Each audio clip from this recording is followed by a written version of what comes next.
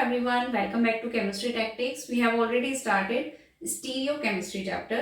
उसमें हमने कॉन्फ़िगरेशन और कॉन्फॉर्मेशन क्या होते हैं वो देखे थे लास्ट क्लास में, एंड रिप्रेजेंटेशन देखी थी मॉलिक्यूल्स की कि कुछ हमारी किस तरीके से हम मॉलिक्यूल को रिप्रेजेंट कर सकते हैं, just like in flying wedge, in Fischer, in sawhorse, Newman, वो सब हमने लास्ट क्लास में देख ली थी. अगर नहीं देखी है वो वीडियो तो लिंक मिल जाएगा डिस्क्रिप्शन में, वहां से चेक कर लेना.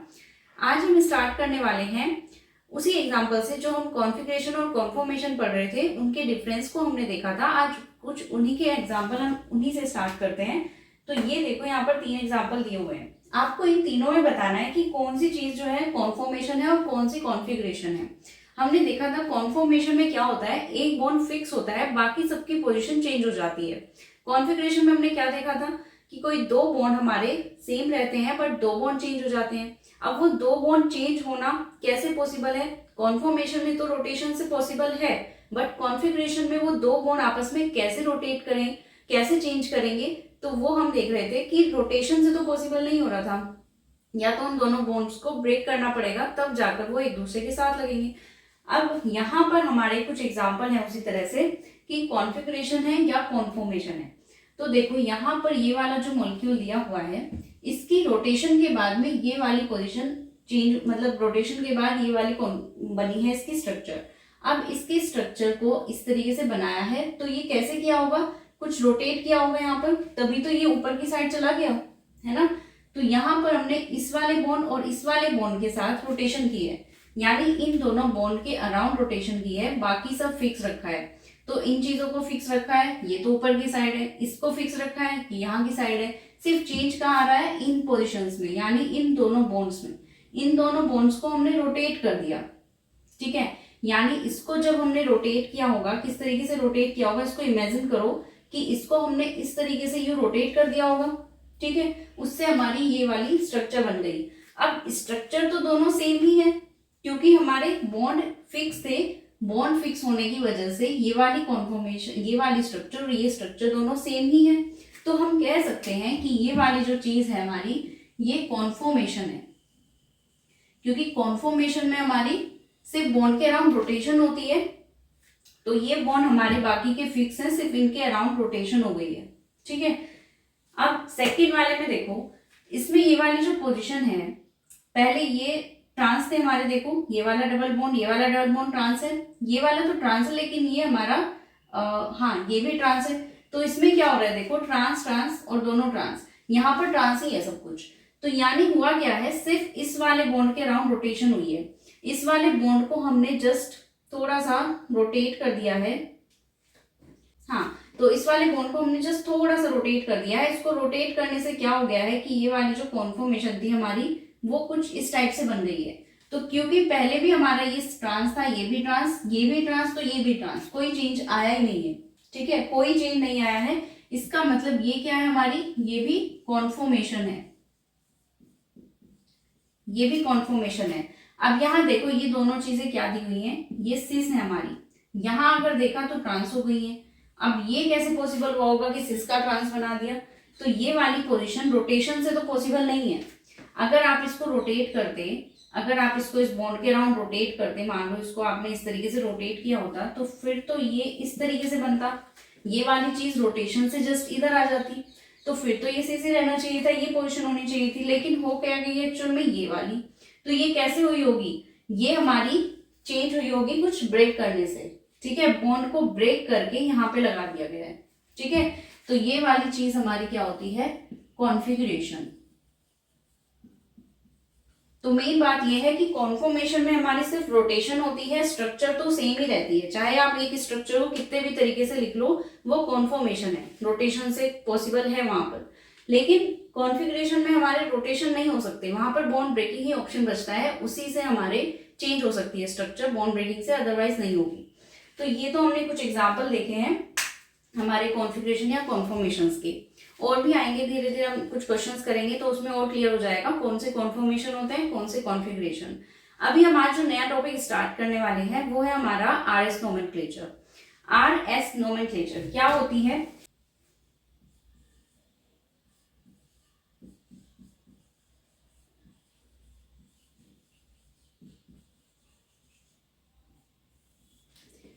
RS nomenclature. जो हम कॉन्फ़िगरेशन फाइंड आउट करते हैं ना, तो कॉन्फ़िगरेशन क्या होती है, हमारी दो तरह की कॉन्फ़िगरेशन हो सकती है, या तो R या फिर S। R का मतलब है अगर मॉलिक्यूल राइट साइड में रोटेट हो जाए तो उसको R कॉन्फ़िगरेशन बोलते हैं, अगर S साइड में हो जाए तो उसको लेफ्ट बोलते हैं। ठीक है, मतलब ये जो होता है R का मीनिंग, इसको राइट तो S को फिर हमने मतलब लेफ्ट को तो L लिखना चाहिए था, तो R और L होना चाहिए था, लेकिन एक्चुअल नाम इनके जो होते हैं वो ये होते हैं। इसको हम रेक्टस बोलते हैं। रेक्टस का मीनिंग लैटिन लैंग्वेज में होता है राइट साइड। S का होता है सिनिस्टर, और सिनिस्टर का मीनिंग होता है लेफ्ट। ठीक है, तो एक्चुअल में R और S का मतलब होता है रेक्टस एंड सिनिस्टर। इन्हीं को हम बोलते हैं, R वाले को राइट और S वाले को लेफ्ट, ये इसका मतलब होता है। तो इसमें हम नोमेनक्लेचर कैसे स्टार्ट करें, किसको हम R बोलें किसको S बोलें, उसके लिए एक रूल होता है जिसको हम बोलते हैं CIP रूल। CIP रूल हमारा होता है, जो हमारे कोई भी हमारा मॉलिक्यूल है, मान लो कोई भी कार्बन है, उस पे 4 ग्रुप लगे हुए हैं और वो चारों ग्रुप डिफरेंट है।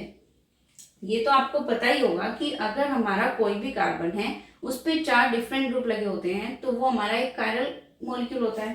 ठीक है, तो जब कोई इस तरीके का मॉलिक्यूल दिखे जिसपे डिफरेंट डिफरेंट ग्रुप लगे हों किसी भी कार्बन पे, तो वो हमारा एक कायरल कार्बन बन जाता है। तो इस कायरल मॉलिक्यूल के लिए ही हम निकाल सकते हैं अपनी RS नोमेनक्लेचर। तो इसके निकालने के लिए हमारा जो रूल होता है वो CIP रूल कहलाता है। अब इन नंबर को हम कैसे बताएं कि R है या S है, तो हमें इसमें प्रायोरिटी देनी पड़ेगी इन नंबर्स को। प्रायोरिटी से मतलब है कि अगर हमारा कोई ABCD इस तरह कोई भी ग्रुप लगा है तो हम उनको 1 2 3 4 इस तरीके से नंबरिंग देंगे। लेकिन नंबरिंग किस तरीके से दें, हम ऐसा थोड़ी है कि अपने आप किसी को भी 1 मान ले किसी को भी 2 3 4, ऐसा नहीं होता है। उसका एक रूल होता है कि हमें किसको 1 नंबर देना है, किसको 2, किसको 3, किसको 4।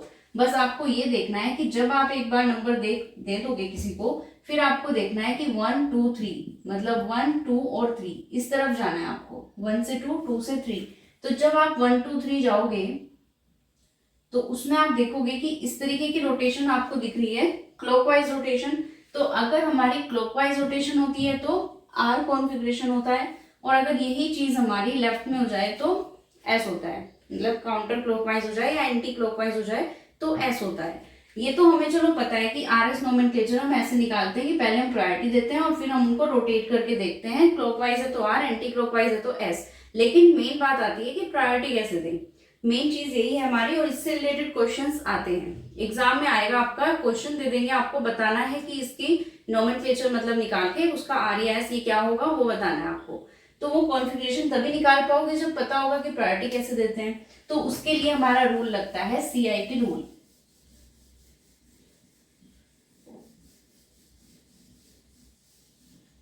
CIP रूल, जिसमें C का मतलब है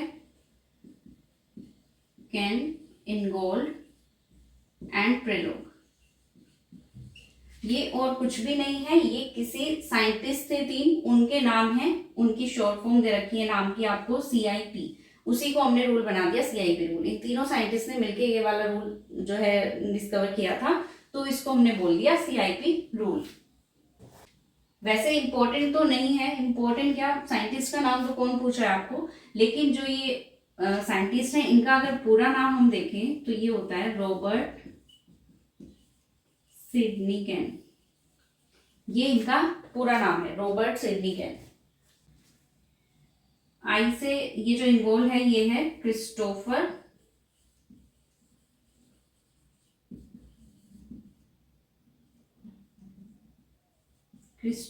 कैल्क इनगोल्ड। और ये प्री वाला व्लादिमीर प्रिलोग।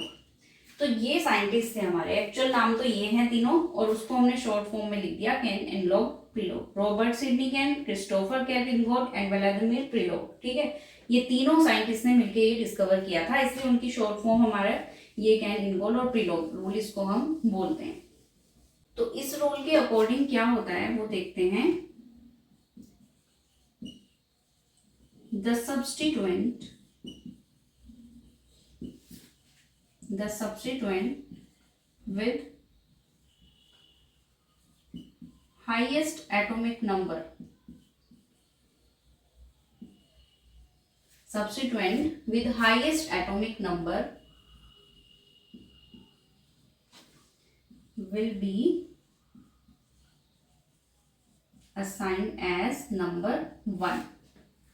ठीक है.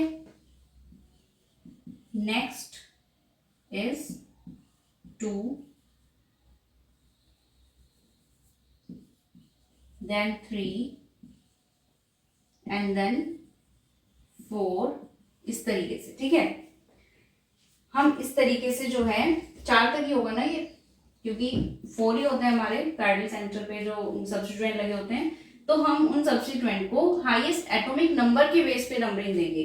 कोई अगर हमारा हाईएस्ट एटॉमिक नंबर है, जैसे कि हमारा कार्बन, नाइट्रोजन, ऑक्सीजन, इस तरीके से होता है ना, तो हमारा सबसे ज्यादा एटॉमिक नंबर किसका है? ऑक्सीजन का है, 6, 7, 8, इस तरीके से. तो सबसे ज्यादा एटॉमिक नंबर किसका है? ऑक्सीजन का. तो इसको हम नंबर 1 प्रायोरिटी देंगे. ठीक है. इसको फर्स्ट नंबर की प्रायोरिटी मिलनी चाहिए, ये पहले नंबर पे है. नाइट्रोजन सेकंड, कार्बन थर्ड, इस तरीके से होता है. कोई मान लो हाइड्रोजन है तो उसको 4 प्रायोरिटी देंगे. ठीक है. इस तरीके का नंबरिंग सिस्टम होता है. अब मान लो कि एटॉमिक नंबर तो सेम हो गया, कि अगर हमारे तीनों ही कार्बन हो गए, चारों ही कार्बन हो गए, या मान लो एक हाइड्रोजन हो गया, 3 कार्बन हो गए, तब कैसे करोगे नंबरिंग? तो अब हमें इसमें क्या देखना पड़ेगा? Atomic mass. ठीक है. The substituent with highest atomic number तो हमारा पता चल गया ऐसे होता है. लेकिन if atomic number is same, then the substituent with highest atomic mass will be assigned as 1. ठीक है. तो यहां पर इसी चीज में हम बस हाईएस्ट एटॉमिक मास कर देंगे. ठीक है. If atomic number is same, तो नेक्स्ट लाइन में लिख सकते हो, if atomic number is same, if atomic number is same, then के बाद फिर से line, the substituent with highest atomic mass. अब नंबर नहीं देखेंगे हम, फिर मास देखेंगे.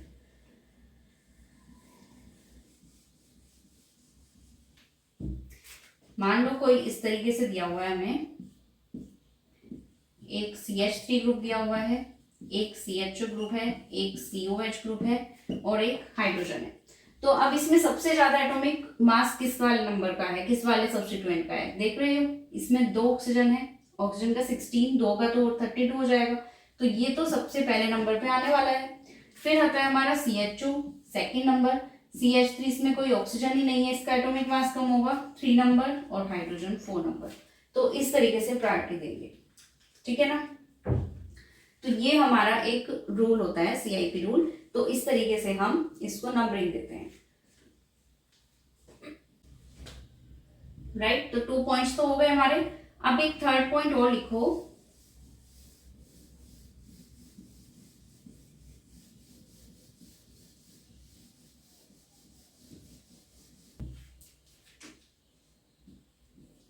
थर्ड पॉइंट CIP रूल में कहता है कि अगर हमारा कोई 2 इस तरीके के हमारे मॉलिक्यूल दिए हुए हैं, कोई इस तरह का एटम दिया हुआ है कि एक तरफ तो सिस है, दूसरी तरफ ट्रांस है, तो अब किसको प्रायोरिटी मिलेगी? सिस वाले को या ट्रांस वाले को?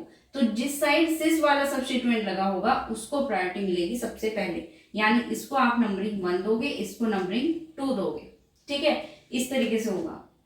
मान लो कोई भी कार्बन है, उस पे इस तरीके से कोई ग्रुप लगा हुआ है और दूसरा ग्रुप कोई इस तरीके से लगा हुआ है. तो ये सिस हो गया, ये ट्रांस हो गया. तो अब इस वाले नंबर की, वैसे तो ये सेम है, सेम एटॉमिक मास है, सेम एटॉमिक नंबर है, लेकिन हमारा सिर्फ डिफरेंस किसका आ रहा है? जो हमारे सिस और ट्रांस पोजिशन है. तो सिस वाले को पहली प्रायोरिटी मिलेगी, तो इसको हम नंबर 1 देंगे, ट्रांस वाले को 2 देंगे. यहाँ पर कोई भी अदर सब्स्टिट्यूएंट, मान लो आपका CH3 हो गया या फिर H हो गया, कुछ भी मान लिया. ठीक है. तो ये कायरल सेंटर, इस तरीके से हम इसको नंबरिंग 1 देंगे, इसको नंबरिंग 2 देंगे, इसको 3 और इसको 4. ठीक है. फिर इसको अगर हम ऐसे रोटेट करके देखें तो ये क्या आ रहा है हमारा? S. ठीक है. इस तरीके से.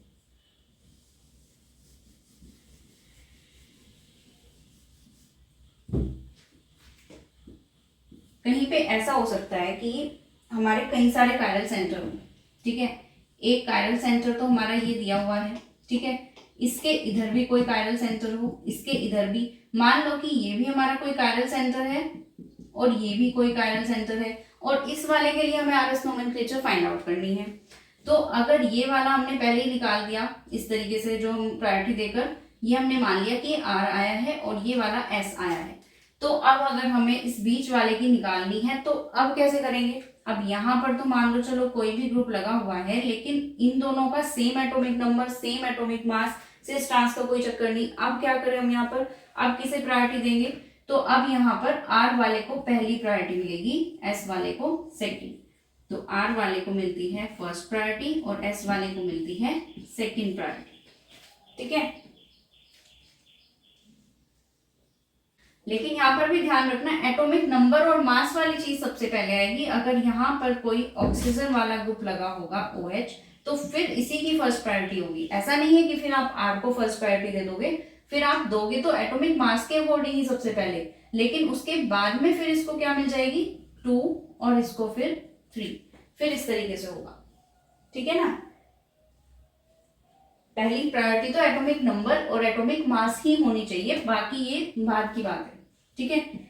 फिर नेक्स्ट रूल हमारा कहता है कि अगर हमारा कोई एटम है और एक तरफ लोन पेयर्स हैं, ठीक है, अगर कोई इस तरह का मॉलिक्यूल हमें दिख जाए, ऐसा कोई कायरल सेंटर जिस पे एक NH2 लगा है, मान लो एक H लगा है,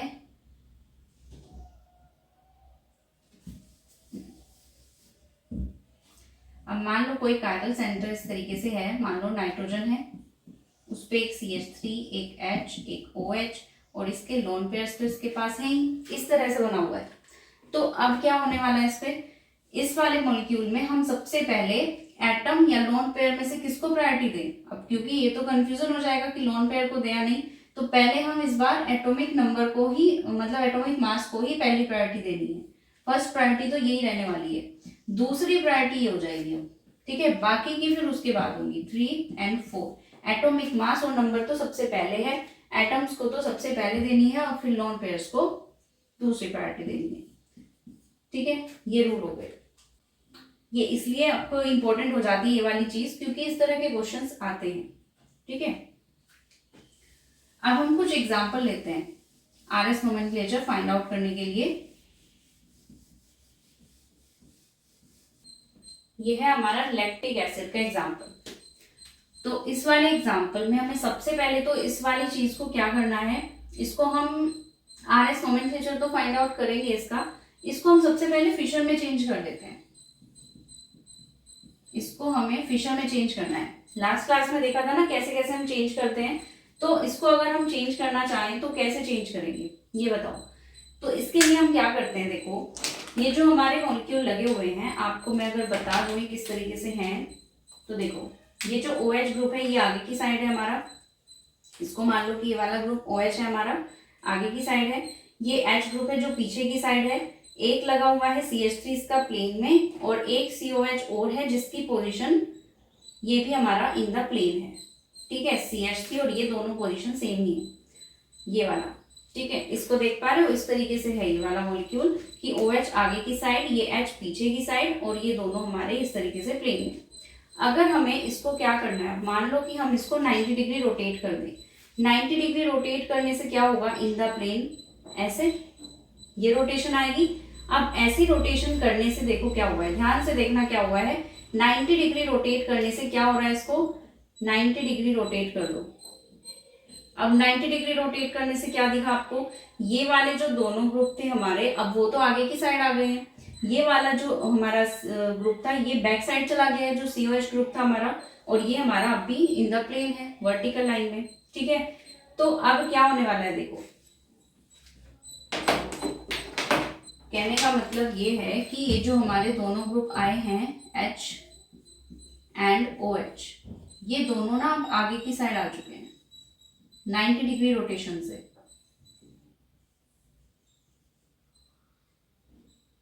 और ये जो हमारा COH ग्रुप है ये बैक साइड जा चुका है, और ये जो CH3 ग्रुप था हमारा इस तरीके से, ठीक है। तो ये कुछ इस टाइप की स्ट्रक्चर बन गई है। तो अब इसी स्ट्रक्चर को हम कैसे लिख सकते हैं कि ये जो हमारे H आए हैं ये ऐसे H, ये OH, बीच में एक कार्बन है,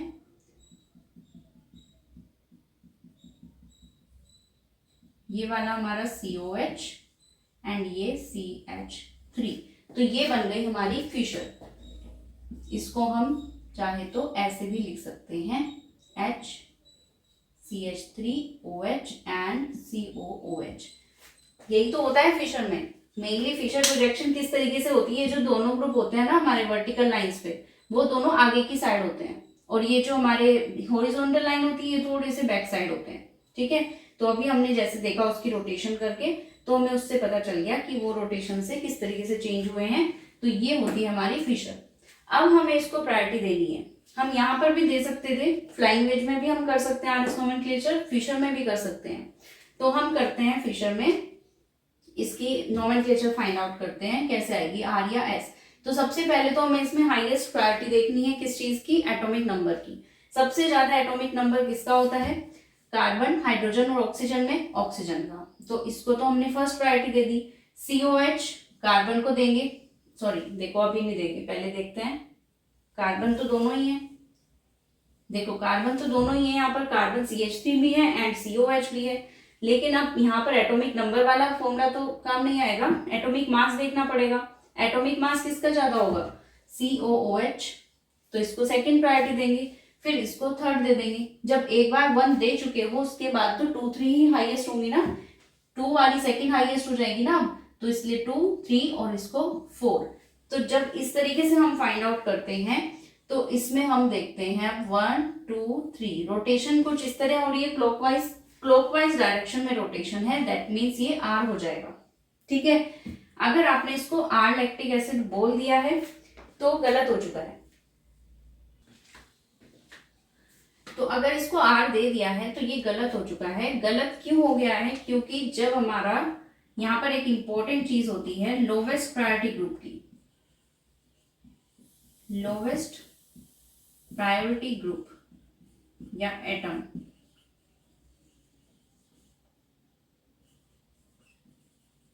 lowest priority group should be at dash position.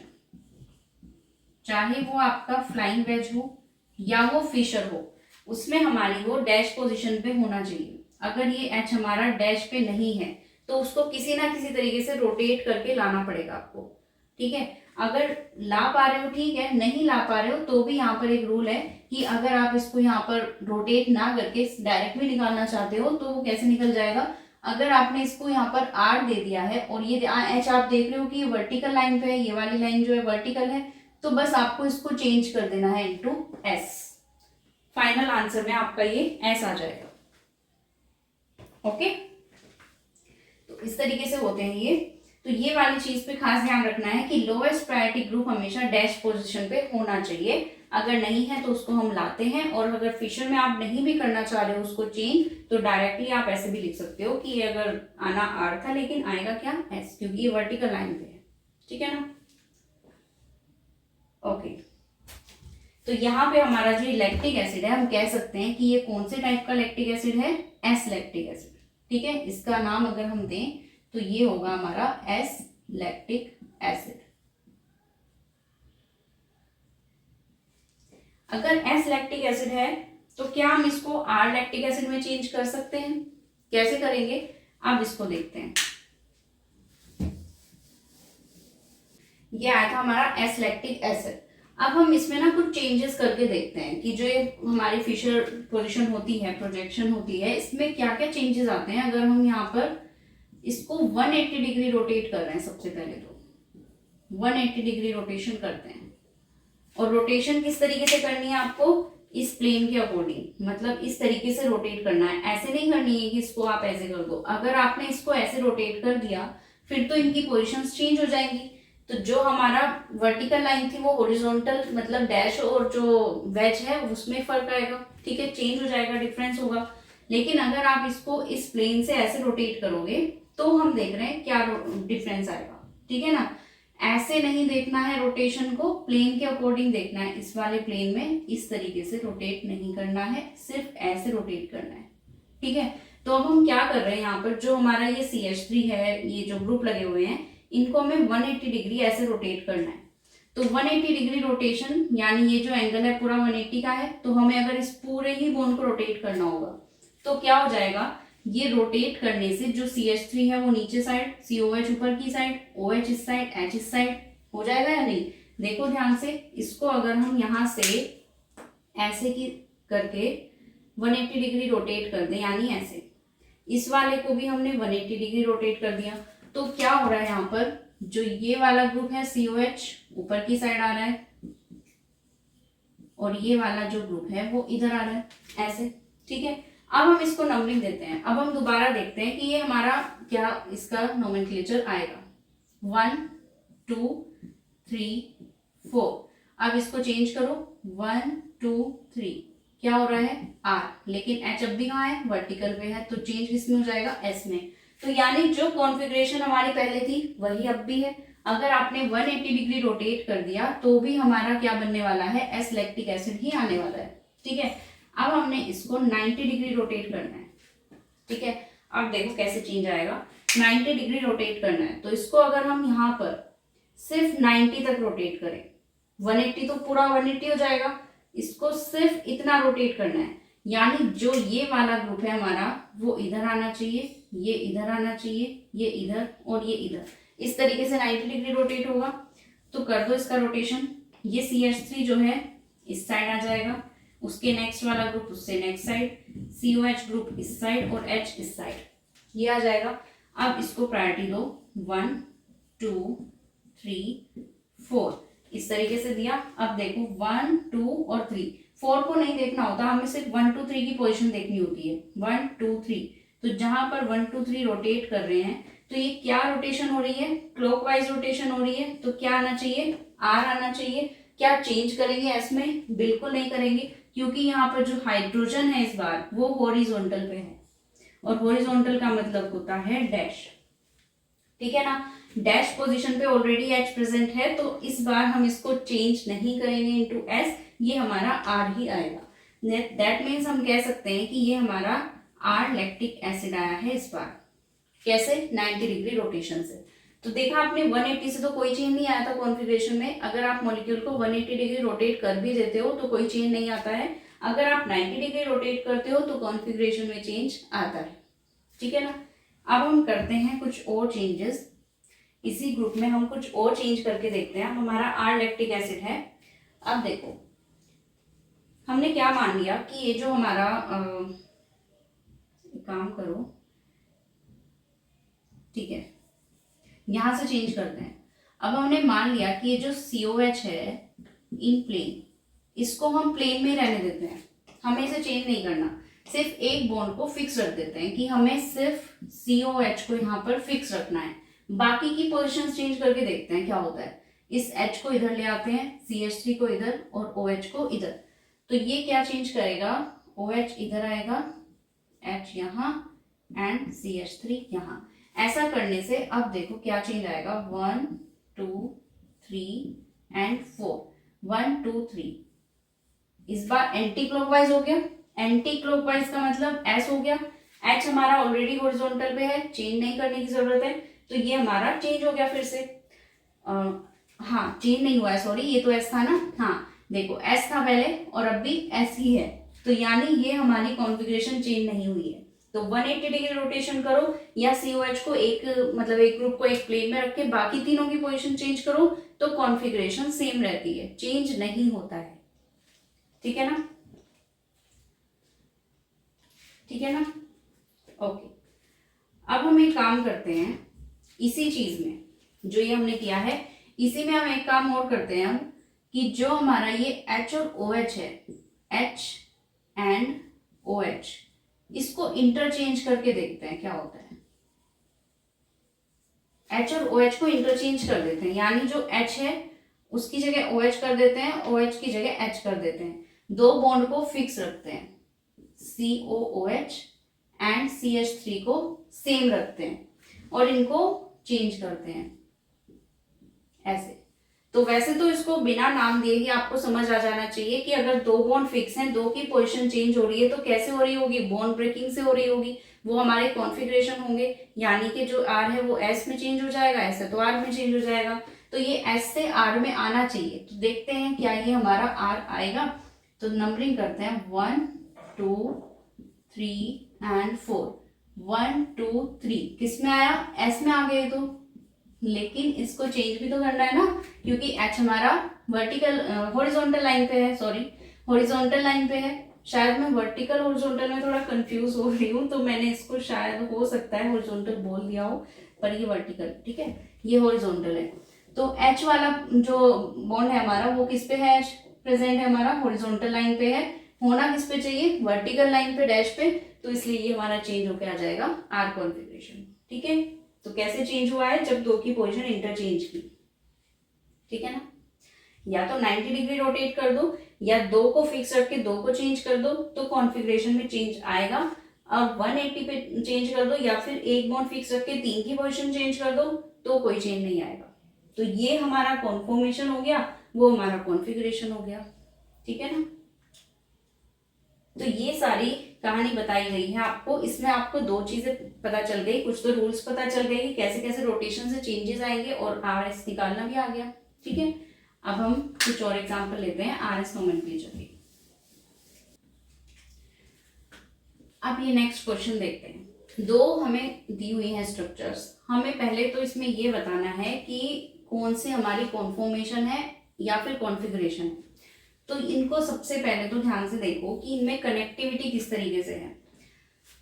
Connectivity में हम ये देख रहे हैं कि इस वाले ग्रुप को देखो, H हमारा डैश पे है, यहाँ भी डैश पे है। मिथाइल ग्रुप हमारा वेज पे है, ये भी वेज पे है। COH प्लेन में, ठीक है, बिल्कुल सेम। यहाँ पर देखो H जो है हमारा प्लेन में, यहाँ पर back side. Me methyl group हमारा, सब कुछ चेंज है यहाँ पर, देख रहे हो, यहाँ पर चेंजेस दिख रहे हैं हमें। तो अगर हम यहाँ पर देखें तो हमने क्या किया होगा, यहाँ पर इस बॉन्ड को कैसे चेंज किया होगा। देखो तीनों की पोजीशन कोई भी एक फिक्स नहीं है, अपनी जगह पे फिक्स नहीं है। दैट मीन्स तीनों में रोटेशन हुई होगी, ये इसकी जगह, ये इसकी जगह, ये इसकी जगह, इस तरीके से चेंजेस हुए होंगे। तो हमने इस वाले बॉन्ड के अकॉर्डिंग इसको रोटेट किया होगा। यहाँ पे इस बॉन्ड को फिक्स रख के हमने इन तीनों को रोटेट कर दिया, क्योंकि ये वाला पूरा ग्रुप हमारा सेम का सेम है, तो ये वाली पोजीशन चेंज नहीं हुई है। इस ग्रुप को हमने क्या किया, एक जगह फिक्स कर दिया और इस बॉन्ड से रोटेशन कर दी। रोटेशन करने से क्या हुआ है, हमारा ये वाला ग्रुप इस तरीके से चेंज हो गया है। H हमारा इस साइड आ गया है, COH हमारा प्लेन में आ गया है, मिथाइल ग्रुप हमारा वेज पे आ गया है। तो अगर हमारा एक बॉन्ड के थ्रू रोटेशन हुआ है, तीनों चीजें चेंज हुई हैं, तो ये क्या चीज होती है हमारी, कॉन्फॉर्मेशन। यानी दोनों स्ट्रक्चर सेम ही हैं, चाहे आप ऐसे बनाओ या ऐसे बनाओ, इसमें कोई चेंज नहीं आने वाला है। अगर आप इसको 1 2 3 इस तरीके से प्रायोरिटी दो। अगर हम इसको प्रायोरिटी देके देख लेते हैं, चलो क्या होगा। वैसे तो हमें पता चल गया कॉन्फॉर्मेशन है, यानी अगर ये R होगा तो ये भी R होगा, ये S होगा तो ये भी S होगा। अब हम एक बार देख लेते हैं कि कैसे होगा। तो सबसे पहली प्रायोरिटी किसको मिलेगी, यहाँ पर देखो, क्या एक कायरल सेंटर दिख रहा है, चार ग्रुप अलग अलग हैं यहाँ पर, बिल्कुल। तो यहाँ पर सबसे पहली प्रायोरिटी तो ये होने वाली है, क्योंकि इसका एटॉमिक मास सबसे ज्यादा है। H को हम प्रायोरिटी देने वाले हैं क्या, 4, ठीक है, क्योंकि ये लास्ट में जाएगा सबसे। अब यहाँ पर एक कार्बन है और यहाँ पर भी हमारा कार्बन है, लेकिन इसके साथ जो ग्रुप लगे हुए हैं उनकी प्रायोरिटी ज्यादा होगी, क्योंकि वो ज्यादा एटॉमिक नंबर वाले हैं। तो यहाँ पर प्रायोरिटी देंगे 2, इसको प्रायोरिटी मिलेगी 3। तो आप देख रहे हो 1 2 3 4, क्या इसको रोटेट कर दें हम ऐसे ही। तो अगर हम इसको रोटेट करेंगे तो ये राइट साइड में आएगा, तो हम कह सकते हैं कि ये R है, ऐसा करोगे आप। लेकिन आप ये तो देखो कि जो लोवेस्ट प्रायोरिटी ग्रुप है, ये वाली बात तो नहीं भूलनी है ना, कि जो लोवेस्ट प्रायोरिटी ग्रुप है वो हमारा डैश पे होना चाहिए। क्या वो डैश पे दिख रहा है, अभी तो नहीं दिख रहा है, तो हमें इसको रोटेट करना ही पड़ेगा। तो हमने इसको रोटेट किया यहाँ पर, तो हम इसको अब प्रायोरिटी दे सकते हैं इस तरीके से। तो अब हम इसको रोटेट करेंगे, तो अब यहाँ पर 1 2 3 किस साइड आ रहा है, S साइड। तो हमारे लेफ्ट साइड में इस तरीके रोटेशन हो रही है एंटी क्लॉकवाइज, तो ये हमारा S कॉन्फ़िगरेशन होगा। अगर आप इसको बिना डैश पे किए कर दोगे तो ये R आएगा, ठीक है। तो ये आपको ऐसे नहीं करना है, इसको ऐसे प्रायोरिटी दी जाएगी। तो हमने क्या किया है, सिंपल इस वाले ग्रुप को हमने ऐसे ना रखे, बस ऐसे रोटेट कर दिया है ताकि हमारा जो एच है वो डैश पे चला जाए और फिर हमारा इजी हो जाए निकालना। तो अगर हम ऐसा कुछ कर रहे हैं रोटेशन से तो वो तो कॉन्फर्मेशन हो गया। अब हम क्या करते हैं, इसी क्वेश्चन में थोड़ा सा चेंज कर देते हैं।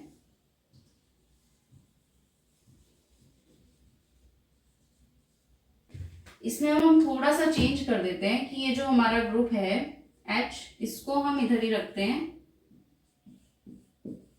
इनकी पोजीशन चेंज कर देते हैं। अब हमने क्या कर दिया कि एक H जो है वो तो फिक्स हो गया, जो मिथाइल ग्रुप है और जो COH ग्रुप है उनकी पोजीशन डिफरेंट कर दी। तो देखने से तो आपको क्लियरली पता चल गया होगा कि ये क्या है, कॉन्फॉर्मेशन है या कॉन्फिगरेशन है, क्योंकि देखो दो बॉन्ड फिक्स हो रहे हैं इस बार। एक तो ये वाला बॉन्ड फिक्स है, एक बार H वाला बॉन्ड फिक्स है, सिर्फ चेंजेस इन दोनों में आ रहे हैं। तो इन दोनों में चेंजेस आ रहे हैं, दैट मीन्स ये हमारे कॉन्फिगरेशन है। तो डायरेक्टली ये तो हम बता पा रहे हैं कि ये कॉन्फिगरेशन है, लेकिन ठीक है ये हमारे कॉन्फिगरेशन है। अब मेरा एक क्वेश्चन है कि इसको हमें चेंज करना है इनटू फिशर में। तो इसको फिशर में चेंज करना है, कैसे चेंज करेंगे इसको फटाफट करके देखो, प्रैक्टिस हो जाएगी इससे, आपको कैसे चेंज करना आ जाएगा। तो कैसे चेंज करते हैं हम, सबसे पहले ये वाली जो हमारी पोजीशन होती है ये हमारी कुछ इस टाइप से होती है, यानी कि y की पोजीशन होती है इस तरीके से, दोनों y होते हैं हमारे। तो हम सबसे पहले नीचे वाले को देखें अगर, तो ये H इधर, M इधर और ये COH इस साइड। ऊपर की साइड हमारा जो मिथाइल ग्रुप है वो लेफ्ट साइड में है, COH ग्रुप हमारा इस साइड है और H हमारा इस साइड है। ठीक है, अब हम क्या कर सकते हैं इसमें, देखो इसको अब हमें रोटेट करना है। रोटेट करने से मतलब है कि हमें इस वाली पोजीशन को, एक को y बनाना है और एक को दूसरा y बनाना है, ऐसे वाला, मतलब ऑपोजिट y बनाना है। ठीक है, ऑपोजिट y बनाना है। तो ऑपोजिट y कैसे बनेगा, जब हम इसको चेंज करेंगे, रोटेशन करेंगे यहाँ पर, तो रोटेशन से H इधर आ जाएगा, M इधर आ जाएगा और ये COH इधर आ जाएगा। तो ये कैसे चेंज होगा, देखो COOH मिथाइल हाइड्रोजन और ये वाला group as it is Me COH and H। ठीक है, इसको चेंज करके लिख देते हैं इस तरीके से, H Me COH Me and H। ठीक है, ये ग्रुप बन गया हमारा क्या, फिशर में। ठीक है,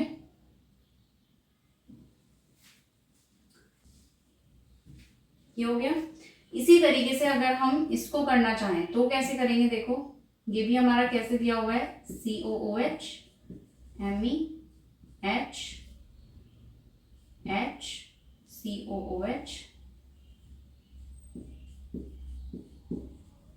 सॉरी ये तो नीचे है, Me मिथाइल एंड COH, इस तरीके से है। इसको हम चेंज कर सकते हैं, ऊपर का एज इट इज रखो, कोई सा भी कर सकते हो चेंज। इसमें क्या करेंगे हम, रोटेशन करेंगे, इधर H आ जाएगा इस बार राइट साइड में, मिथाइल ग्रुप इस साइड आएगा और COH इस साइड आएगा। अब हम इसको फिशर में चेंज कर लेते हैं, H COOH Me H COOH। ठीक है, ये हो गया। अब हम इनको दोनों को कंपेयर करते हैं।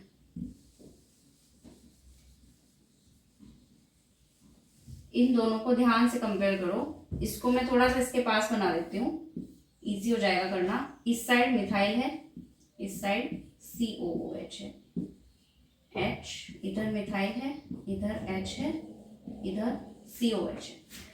इन दोनों में अब हमें बताना है कि ये हमारे RS तो चलो बता ही देंगे हम, क्या पहले RS बता दें, चलो बता देते हैं। RS में देखो हमारे पास इस बार दो कायरल सेंटर हैं, यहाँ पर भी दो हैं और यहाँ पर भी दो हैं। क्या किया हुआ है कि इन दो बॉन्ड को फिक्स रखा है और इनकी पोजीशंस को चेंज किया हुआ है दोनों में। इसी तरह यहाँ पर भी पोजीशन चेंज है, ये सेम है। तो ये वैसे तो दिख रहा है कि कॉन्फ़िगरेशन है, ठीक है, ये तो हमें दिख रहा है कि कॉन्फ़िगरेशन है, लेकिन अब हमने एक चीज देखी थी कि कॉन्फ़िगरेशन जो हमारे होते हैं, जो स्टीरियो आइसोमर्स होते हैं वो दो तरह के होते हैं, या तो एनेंटियोमर हो या डायस्टीरियोमर हो। अगर मिरर इमेज है, कोई दो कॉन्फ़िगरेशन हमारी मिरर इमेज है एक दूसरे की, तो फिर तो वो हमारी या एनेंटियोमर्स होंगी, और अगर हमारी वो मिरर इमेज नहीं है तो वो डायस्टीरियोमर्स होंगी। लेकिन मिरर इमेज भी कौन सी होनी चाहिए, जो नॉन सुपरपोजिबल हो, एक दूसरे पे इम्पोज ना हो। तो ये देखो आप, अगर यहाँ बीच में प्लेन लगा दें हम, कोई मतलब मिरर लगा दें, तो क्या आप रिफ्लेक्शन देख पाओगे? इस एच की जगह ये एच आएगा, यहाँ पर एम इसको रिफ्लेक्ट कर रहा है, ये वाला COH इसको, ये सॉरी, और ये वाला जो एच है ये तो एच दूसरी साइड आ गया, अब ये तो इसको रिफ्लेक्ट ही नहीं कर रहा है, तो हम इसको क्या कहेंगे कि ये जो दोनों चीजें हमारी हैं ये डायस्टीरियोमर्स हैं, ये एक दूसरे की मिरर इमेजेस नहीं है, ठीक है, ये डायस्टीरियोमर्स होते हैं, क्योंकि ये दोनों एक दूसरे की मिरर इमेज हो ही नहीं सकते कभी, ठीक है ना। तो इस तरीके से हम इनेंटियोमर्स और डायस्टीरियोमर्स को भी देखेंगे, इनके क्वेश्चंस करेंगे हम, तब हमें इजीली पता चल जाएगा। तो अभी तो हमने इसको रिप्रेजेंट करके देखा था इनटू फिशर, फिशर से हमारी ये दो कॉन्फ़िगरेशन हमें दिखाई दी, आपस में ये दोनों डायस्टीरियोमर्स हैं क्योंकि ये मिरर इमेज एक दूसरे की नहीं है, ठीक है। अगर हम इनको R या S नोमेनक्लेचर दें तो हम क्या बताएंगे, देखो इस वाले कायरल सेंटर के अकॉर्डिंग देखते हैं, इसको प्रायोरिटी देंगे 1, इसको 2, इसको 3, इसको 4, तो ये 1 2 3 4 क्या आएगा S, और क्योंकि H हमारा हॉरिजॉन्टल पे ही है तो ऐसे ही रहने वाला है। इस वाले को देखो, इसमें इसको 1 प्रायोरिटी, इसको 2 प्रायोरिटी, इसको 3, इसको 4, तो ये क्या आएगा 1 2 3, ये इस बार कौन सी रोटेशन हुई है, फिर से S हो गई है, लेकिन इस बार यहाँ पर जो H है हमारा, ये कौन से साइड है, H जो है हमारा इस बार वर्टिकल लाइन पे है, तो ये चेंज हो जाएगा इनटू R। तो हमारा जो कार्बन 1 है उसके अकॉर्डिंग तो ऐसा ही है, और C2 जो हमारा सेकंड कार्बन है उस पे हमारी R कॉन्फ़िगरेशन आई है। इसी तरीके से हम इस वाले में देखते हैं, यहाँ पर प्रायोरिटी देते हैं 1, इसको 2, इसको 3, इसको 4, तो 1 2 3 4 आएगा क्या R, और क्योंकि ये हॉरिजॉन्टल पे है तो चेंज नहीं करना है। इसमें देखो 1 2 3 एंड 4, इसके अकॉर्डिंग अगर हम दें तो ये आया हमारा S, और क्योंकि H हमारा इस साइड है तो ये आएगा R। तो अब यहाँ पर देख रहे हो आप, इस कार्बन में, दूसरे वाले कार्बन में ये R आया है, और इस वाले कार्बन में ये भी R आया है। तो अब एक चीज यहाँ पर बहुत क्लियर हो रही है इस वाले क्वेश्चन से, और ये बहुत इंपॉर्टेंट ट्रिक है बताने की कि इनेंटियोमर्स या डायस्टीरियोमर्स कैसे निकालें। आप दो तरीके से निकाल सकते हो, या तो आप मिरर इमेज देख लो है या नहीं, ठीक है, या फिर आप देख लो उनके RS नोमेनक्लेचर फाइंड आउट करके। तो हमने देखा एक S आया है और एक R आया है हमारे इस वाले पोजीशन पे, इस वाले में हमारा एक R आया है और दूसरा भी R आया है। तो अगर ये दोनों आपस में देखें डिफरेंट है S और R, तो ये तो हम कह सकते हैं कि ये मिरर इमेज है, ये तो हम कहेंगे कि ये मिरर इमेज है, लेकिन इस वाले केस में हम नहीं कह सकते, ठीक है, क्योंकि ये मिरर इमेज नहीं आए ना इसके अकॉर्डिंग। तो इसको तो हम कह सकते हैं अगर हमारे ये दोनों चेंज होते तो हमारे इनेंटियोमर्स हो जाते, लेकिन ये हमारा ऐसा नहीं हो सकता। तो जब भी हमारा कहीं पे आप ये देखो कि एक में R कॉन्फ़िगरेशन है, एक में S है, अगर आपको कहीं ऐसा दिखाई दे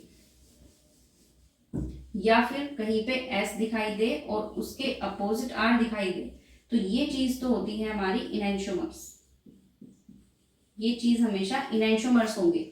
और अगर कहीं पे आपको R, दूसरी साइड भी R, या फिर एक तरफ S दूसरी तरफ भी S अगर ये दिखाई दे, तो ये हमारी कभी भी मिरर इमेज नहीं होंगे, डायस्टीरियोमर्स। तो RS नोमेनक्लेचर से हमें पता चलता है कि कोई इनेंटियोमर है या डायस्टीरियोमर है, ठीक है। इनेंटियोमर्स की आइडेंटिफिकेशन के लिए हम RS नोमेनक्लेचर फाइंड आउट करते हैं, ये इसकी एक एप्लीकेशन समझ लो है, इस तरीके से, ठीक है। आए समझ में? तो इस ट्रिक को हमेशा याद रखना कि जो हमारे दोनों अगर सेम हो जाएं R या SS, तो वो हमारा डायस्टीरियोमर होगा, कभी भी मिरर इमेज नहीं होगा। अगर चेंज आते हैं RS और SR, तो वो हमारे इनैंशियोमर्स होंगे। ठीक है, तो ये आज की क्लास में हमने पढ़ लिया आरएस नोमेनक्लेचर क्या होती है, कैसे हम प्रायोरिटी देते हैं, कैसे उनकी एप्लीकेशन से हमने निकाला कि कौन इनैंशियोमर है कौन डायस्टेरियोमर है, वो हम फाइंड आउट कर सकते हैं। अब नेक्स्ट क्लास में हम मिलेंगे, उसमें हम फाइंड आउट करेंगे इनैंशियोमर्स और डायस्टेरियोमर्स, उसके कुछ एग्जाम्पल लेंगे, मिरर इमेज देखेंगे है या नहीं एक दूसरे की, तो हम वहां से कुछ क्वेश्चंस करने वाले हैं, उससे हमें पता चल जाएगा इनैंशियोमर्स क्या होते हैं। फिर उसके बाद हम कुछ ऑप्टिकली एक्टिव सब्सटेंस के बारे में स्टडी करेंगे क्या होते हैं। तो I hope you are liking this videos and stereochemistry बहुत ही इंटरेस्टिंग टॉपिक है, so keep watching and keep learning. Thanks for watching.